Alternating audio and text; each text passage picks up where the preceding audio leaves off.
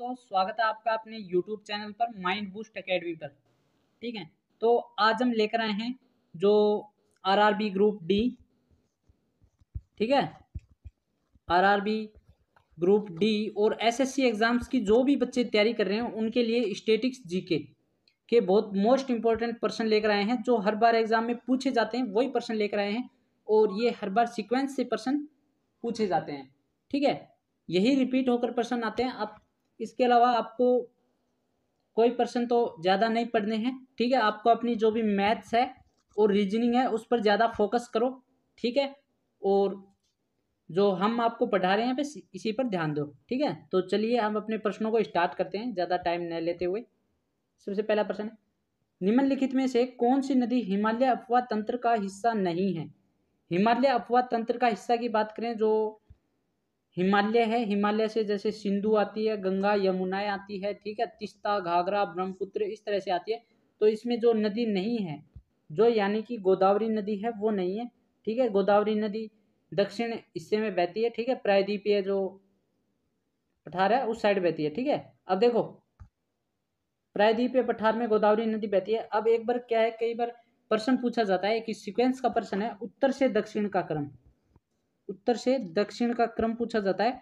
जो प्रायद्वीपीय नदियां है ना, एक है महानदी।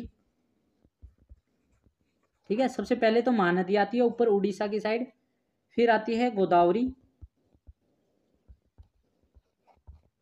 ठीक है, फिर आती है कृष्णा नदी और लास्ट में आती है कावेरी नदी। ठीक है, ये सीक्वेंस पूछा जाता है उत्तर से दक्षिण की क्रम का। ठीक है, ये भी ध्यान रखना आप। नेक्स्ट प्रश्न, जल्लीकट्टू किसके साथ जुड़ा हुआ है। भाई जल्लीकट्टू है, ये एक गेम है, ये किसके साथ जुड़ा हुआ है। ठीक है, तो ये पोंगल के साथ जुड़ा हुआ है। पोंगल कौन से स्टेट में मनाया जाता है ये आप हमें कमेंट करके बताओ। ठीक है, पोंगल वाला आप हमें कमेंट करके बताओ। और ये खेल है जल्लीकट्टू खेल, आपने फिल्मों में भी देखा होगा। ठीक है, तो नेक्स्ट प्रश्न की ओर चलते हैं। कुचिपुड़ी नृत्य की उत्पत्ति भारत के किस राज्य से हुई है। भाई कुचिपुड़ी नृत्य, कुचिपुड़ी नृत्य Andhra Pradesh, option number D बिल्कुल सही रहेगा। ठीक है, नेक्स्ट प्रश्न, और एक नृत्य और है फेमस नृत्य, बिहू नृत्य। इसके बारे में बहुत बार पूछा जाता है। ये साल में 3 बार मनाया जाता है। ठीक है, साल में कितनी बार, 3 बार। और कहाँ मनाया जाता है, असम में। देखो एक पर्सन से हम कितने पर्सन कर पा रहे हैं। ठीक है, 4 पर्सन कर रहे हैं, तो ये आप ध्यान रखना। और नेक्स्ट पर्सन की ओर चलते हैं। काजीरंगा राष्ट्रीय उद्यान किस लुप्त प्राय प्राणी का एकलौता प्राकृतिक वास है। भाई आपको तो ये पता होगा, काजीरंगा राष्ट्रीय उद्यान ये कहाँ पर है, असम में है। ठीक है, ये असम में है। असम में क्या फेमस है काजीरंगा राष्ट्रीय उद्यान में, एक सींग वाला गेंडा। ठीक है, तो एक सींग वाला गेंडा। अब आपसे पूछा जाए एशियाई शेर, एशियाई शेर कहाँ पाए जाते हैं, ये आप हमें कमेंट करके बताएं। और वैसे चलो मैं आपको एक हिंट दे देता हूँ, ये गुजरात में है। और गुजरात में कौन से जंगलों में पाए जाते हैं वे आप हमें कमेंट कर दीजिए। ठीक है, नेक्स्ट प्रश्नों की ओर चलते हैं। निम्नलिखित विकल्पों में से कौन सी भारत में हिमालय की सबसे ऊंची पर्वत चोटी है। देखो भारत की पूछी है, ठीक है, न कि नेपाल में भी एक चोटी है जो नेपाल में ज्यादा हिस्सा रखती है और भारत में वो कम हिस्सा है उसका। ठीक है, तो वो बाद में आती है, लेकिन यहाँ पर सबसे पहले देखो भारत में पूछा है, ये बात ध्यान रखना। ठीक है, भारत में तो ये कंचनजंगा आ जाएगी। ठीक है, हिमालय की सबसे ऊंची पर्वत चोटी पूछी है, हिमालय की भारत में पूछी है। एक देखो, एक होती है K2 गोडविन ऑस्टिन। ठीक है, गोडविन ऑस्टिन, वो वैसे बात करें तो ये पाकिस्तान अधिकृत क्षेत्र में है, कश्मीर है ना जो पाकिस्तान, ठीक है, उसमें है, तो अपने कंचनजंगा नाम आएगा। ठीक है, ये बात ध्यान रखना। भारत के किस राज्य में विश्व का बेसाल्टिक उल्का प्रभाव से बनने वाला विशालतम गड्ढा स्थित है। भाई देखो वहां पर एक झील बनी हुई है, इसका सीधा कहने का मतलब है उस झील के बारे में ही पूछ रहा है। ठीक है, और वो झील है कहाँ पर, वो आप, एक झील है लोनार झील, जिसको क्या कहते हैं, क्रेटर झील भी कहते हैं। कई बार ये प्रश्न पूछा जाता है क्रेटर झील किसे कहते हैं, तो क्रेटर झील लोनार झील को कहते हैं। और लोनार झील कहाँ है, महाराष्ट्र में। ऑप्शन नंबर ए बिल्कुल सही हो जाएगा। ठीक है, जिन भी बच्चों को इन प्रश्नों की पीडीएफ चाहिए तो वो पीडीएफ आपको डिस्क्रिप्शन लिंक में मिल जाएगी टेलीग्राम चैनल के माध्यम से। ठीक है, तो आप आराम से इन प्रश्नों को देखिए, ठीक है, समझिए और फिर इनकी आप पीडीएफ ले लीजिए। ठीक है, बहुत मोस्ट इंपॉर्टेंट प्रश्नों की पीडीएफ ला रहे हैं। नेक्स्ट, एक देखो ये ग्रेटर झील है, एक लैंगून झील और है, वो आप हमें कमेंट करके बताएं लैंगून झील कौन सी है और कहाँ है। नेक्स्ट, ब्लैक पैगोडा नाम से कौन सा मंदिर जाना जाता है? भाई ये प्रश्न है बहुत मोस्ट इंपॉर्टेंट। अब जैसे मैं आपको सीधा कह दूं कंदरिया महादेव मंदिर, मीनाक्षी मंदिर, ये तो आपको सीधा पता है। ठीक है, लेकिन ब्लैक पैगोडा नाम से जाना जाता है कोणार्क सूर्य मंदिर को। Option number A. क्यों? क्योंकि यहाँ पर मार्बल ग्रेनाइट लगे हुए हैं। ठीक है, मार्बल ग्रेनाइट से ये क्या है बनाया हुआ है, तो मार्बल ग्रेनाइट वो ब्लैक होते हैं ना, तो इससे नाम पड़ा है इसका ब्लैक पैगोडा। और ये मंदिर है कहाँ? ये मंदिर है उड़ीसा में। ठीक है, और उड़ीसा में एक मंदिर और है जगन्नाथपुरी का मंदिर, जिसे पुरी का मंदिर भी कहते हैं। ठीक है, ये आप ध्यान रखना। और फिल्मों में तो आप इन मंदिरों के बारे में आराम से देखते हो। उस देश का नाम बताइए जिसकी मुद्रा रुपया नहीं है। ठीक है भाई, उस देश का नाम जिसका मुद्रा है वो रुपया नहीं है, तो वो ऑप्शन नंबर डी म्यांमार हो जाएगा। ठीक है, और सभी की मुद्रा रुपया में है। नेक्स्ट, मिशन इंद्रधनुष भारत सरकार की योजना निम्नलिखित में से किस योजना से संबंधित है? भाई मिशन इंद्रधनुष ये स्वास्थ्य से संबंधित है। Option number B. नेक्स्ट प्रश्न, दीनदयाल बंदरगाह निम्नलिखित में से किस राज्य में अवस्थित है? भाई ये देखो, दीनदयाल बंदरगाह ये एक बहुत फेमस बंदरगाह है और ये ऑप्शन नंबर सी गुजरात में स्थित है। ठीक है, नेक्स्ट प्रश्न, निम्नलिखित में से कौन सा दर्रा उत्तर से नीलगिरी और दक्षिण में अन्नामलाई पहाड़ियों के बीच स्थित है? तो देखो पालघाट दर्रा है। ठीक है, पालघाट दर्रा कहते हैं। एक देखो दो दर्रे और हैं, एक दर्रा है थालघाट और एक दर्रा है भोरघाट, इसके बारे में भी पूछा जाता है। ठीक है, अब चलिए इसमें मैं बता दूं, देखो एक तो नाम आपको याद रखना है, मुंबई तो आपको पक्का याद रखना है, मुंबई से। ठीक है, ये देखो ये तो है मुंबई से पूना या पूना बोल लो। ठीक है, मुंबई से पूना जो दर्रा है वो बोरघाट दर्रा है, और जो मुंबई से नासिक, ठीक है, नासिक के मध्य जो दर्रा है वो थालघाट दर्रा है। ठीक है, हम एक साथ कई प्रश्नों को रिवाइज कर रहे हैं। देखो मैंने आपको पालघाट, बोरघाट, थालघाट सभी के बारे में पढ़ा दिया, इसमें आपको घबराना नहीं है। नेक्स्ट प्रश्न, भारत के इनमें से किस राज्य की सीमा नेपाल से जुड़ी हुई नहीं है? तो भाई उत्तर प्रदेश की जुड़ी हुई है, उत्तराखंड की जुड़ी हुई है, बिहार की जुड़ी हुई है, लेकिन त्रिपुरा की नहीं जुड़ी हुई। ठीक है, त्रिपुरा के बारे में एक फेमस जो प्रश्न बनता है वो ये बनता है कि ऐसा राज्य बताइए, राज्य जो भारत का है वो ऐसा राज्य बताइए जो जैसे बांग्लादेश से तीनों तरफ से घिरा हुआ है। ठीक है, बांग्लादेश से तीनों तरफ से घिरा हुआ है ये त्रिपुरा। ठीक है, नेक्स्ट प्रश्न, वह पहली भारतीय महिला कौन थी जिनकी छवि 15 अगस्त 1947 के बाद भारतीय टिकट पर मुद्रित की गई? तो भाई ऐसी मीराबाई थी। ठीक है, ऑप्शन नंबर सी बिल्कुल सही रहेगा। नेक्स्ट, जनगणना 2011 के अनुसार केरल के बाद किस राज्य की साक्षरता दर अधिकतम है? तो ये मिजोरम हो जाएगा। ऑप्शन नंबर बी की साक्षरता सबसे अधिकतम है। भारत की कौन सी पंचवर्षीय योजना की अवधि मार्च 2017 में समाप्त हुई? देखो भाई पंचवर्षीय योजनाएं अपनी टोटल 12 पंचवर्षीय योजनाएं थी। ठीक है, जो हर 5 साल में चलती थी। अब पंचवर्षीय योजनाओं से कौन कौन से प्रश्न बनते हैं, चलो वो मैं प्रश्न आपको बता देता हूँ। ये पंचवर्षीय योजना 1951 से स्टार्ट हुई थी, 1956 तक चली थी। 1956 के बाद में फिर वो 1961 तक चली थी। ठीक है, 1961 से लेकर फिर वो 1966 तक चली थी।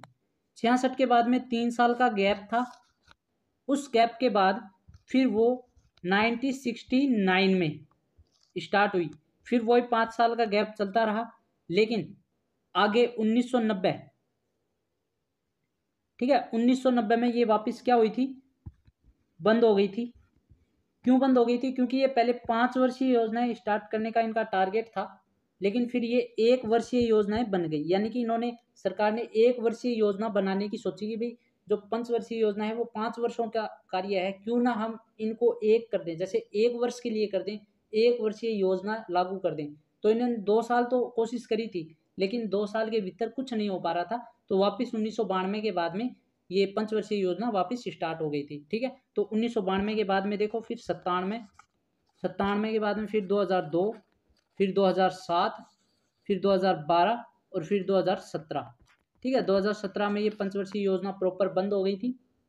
ठीक है, मोदी सरकार आई तो ये अब उस पंचवर्षीय योजना के नाम से नया नाम चलता है, उस नए नाम का नाम, उस नई योजना का नाम बताइए। ठीक है, पंचवर्षीय योजना का नाम बंद हो गई, वैसे तो वो समाप्त हो गई, लेकिन उसी की तरह जो पंचवर्षीय योजना में काम होते थे उसी की तरह एक नई योजना लाई गई मोदी सरकार द्वारा, उस योजना का नाम बताइए। ठीक है, कमेंट करके बताइए। नेक्स्ट, विश्व स्तर पर अंतर्राष्ट्रीय योग दिवस कब मनाया जाता है? भाई ये तो बहुत ही सिंपल है, ये तो 21 जून 2015 से स्टार्ट किया गया था। ठीक है, विश्व स्तर पर कब मनाया गया था? 21 जून 2015 से स्टार्ट हुआ था। और आप हमें ये बताएं 21 जून को और क्या क्या फेमस है, यानी कि 21 जून को एक चीज़ और फेमस है, आप हमें बताना कमेंट करके। निम्नलिखित में से कौन सा वसा में घुलनशील विटामिन है? देखो भाई, ये प्रश्न है ना बहुत मोस्ट इंपॉर्टेंट प्रश्न है, इसकी आपको ट्रिक बता देता हूँ। एक तो होता है जल में घुलनशील, एक होता है वसा में घुलनशील। तो एक ट्रिक याद रख लेना भाई, गई भैंस पानी में, एक कहावत सुनी होगी आपने, गई भैंस पानी में, तो भैंस का बी और सी, तो ये विटामिन बी और सी ये तो जल में घुलनशील है, और जो विटामिन बच गए वो जल में घुलनशील नहीं है। ठीक है, ये बात ध्यान रखना, बच गए कौन से? ए, डी, ई, के। रक्त का थक्का बनाने के लिए कौन सा विटामिन काम में आता है? साइंस से रिलेटेड भी पर्सन बनते हैं आपके। ठीक है, तो ये के आता है। जो नपुंसकता जननांग से रिलेटेड जो है वो विटामिन ई है। ठीक है, रतौंधी रोग जो विटामिन ए से होता है, और सूखा रोग यानी कि विटामिन डी, रिक्टेस रोग भी कहते हैं, जिसे क्या कहते हैं? रिक्टेस रोग।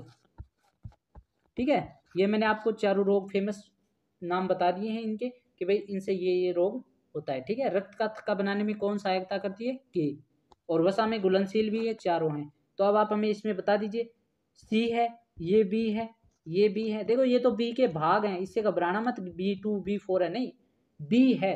बी के अंदर जो भी आ गए, B1 B2 B3 B4 B7, ठीक है, B12, सभी इसी में आते हैं। ठीक है, सभी घुलनशील हैं, तो इसमें ऑप्शन नंबर डी बिल्कुल सही हो जाएगा। नेक्स्ट प्रश्न, इनमें से कौन सा एक विषाणु जनित रोग है? भाई वायरस जनित रोग पूछ रहा है। ठीक है, वायरस जनित रोग कौन सा है? चिकन पॉक्स है, ऑप्शन नंबर ए बिल्कुल सही हो जाएगा। नेक्स्ट, निम्नलिखित में से कौन सी नदी बंगाल की खाड़ी में गिरती है? भाई बंगाल की खाड़ी में कौन सी नदी गिरती है? कृष्णा नदी बंगाल की खाड़ी में गिरती है। सतलुज तो सिंधु की सहायक नदी है।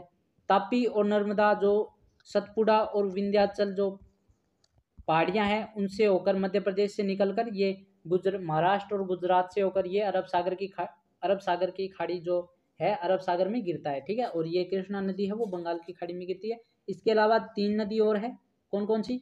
कावेरी, महानदी और गोदावरी। ठीक है, गोदावरी नदी है उसको, वो सबसे लंबी नदी है, तो उसको दक्षिण भारत की गंगा कहा जाता है। ठीक है, नेक्स्ट, अब देखो आपने कई बार ये प्रश्न जरूर पढ़े होंगे।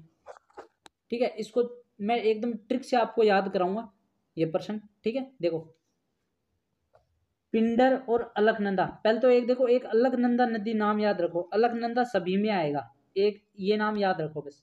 ठीक है, अलकनंदा सभी में आएगा। ठीक है, अलकनंदा नदी है वो सभी में आएगी। एक पिंडर नदी है जो अलकनंदा में जाकर मिलती है, तो वो क्या बनाती है? कर्ण प्रयाग। अब इसको कैसे याद रखोगे? पिंडर से मतलब पांडव, पांडव में कौन था भाई? पांडव कौन था? कर्ण पांडव था कि नहीं? कर्ण पांडव, कर्ण, क्योंकि कर्ण जैसे उसमें तो कौरवों के साथ जो युद्ध लड़ता है, ठीक है, मतलब कौरवों के साथ देता है, ठीक है, और अपने भाइयों के खिलाफ युद्ध लड़ता है, लेकिन ओरिजिनल में बताना कर्ण कौन था? पांडव ही था। ठीक है, नेक्स्ट, मंदाकिनी, इसको हम बाद में बताएंगे। मंदाकिनी और अलकनंदा, ठीक है, मंदाकिनी। अब आप मुझे बताओ, कोई भी आदमी यदि शांत रहेगा, मंद रहेगा, बिल्कुल धीरे रहेगा, तो आप मुझे बताओ यदि आपने उसको छेड़ दिया तो वो कितना घातक हो सकता है। आप यूट्यूब पर रील्स देखते होंगे, आपको कई बार लिखा हुआ आता है कि जितना शांत व्यक्ति होता है वो उतना ही खतरनाक व्यक्ति होता है, तो उतना ही रुद्र रूप ले लेता है। तो आप ये ध्यान रखना, मंदाकिनी से रुद्र प्रयाग, ठीक है। धौली गंगा से अलकनंदा, धौली गंगा से आप विष्णु प्रयाग आराम से याद रख सकते हो, ठीक है। और नंदाकिनी से नंद प्रयाग, ये यहाँ पर डॉट और लगा लेना, ठीक है। नंदाकिनी से नंद प्रयाग, बस। अब आपको बचा क्या है, भागीरथी है वो गंगा नदी, गै से गंगा नदी, बस। गै यहाँ पर देखो, गै नाम लिखा हुआ है, तो ये देव प्रयाग मिलता है यहाँ पर, ठीक है। गंगा नदी देव संगम है, ठीक है। तो ये ध्यान रखना। अब नेक्स्ट इससे जो प्रश्न बनते हैं वो देखो, पिंडर नदी इनमें से किस स्थान पर अलकनंदा से मिलती है। अभी हमने बताया था कर्ण प्रयाग, ठीक है, तो ऑप्शन नंबर बी बिल्कुल सही है। तो हमारे जो पर्सन थे 20% वो हमने क्लियर कर लिए हैं। जिन भी बच्चों ने अभी तक हमारे चैनल को सब्सक्राइब नहीं किया, सबसे पहले तो वो हमारे चैनल को सब्सक्राइब कर लीजिए, ताकि आपको और भी इससे रिलेटेड और साइंस के भी हम बहुत जल्द ही बहुत मोस्ट इंपॉर्टेंट पर्सन लेकर आने वाले हैं, ठीक है। मिलते हैं अब अपनी नेक्स्ट वीडियो में, धन्यवाद।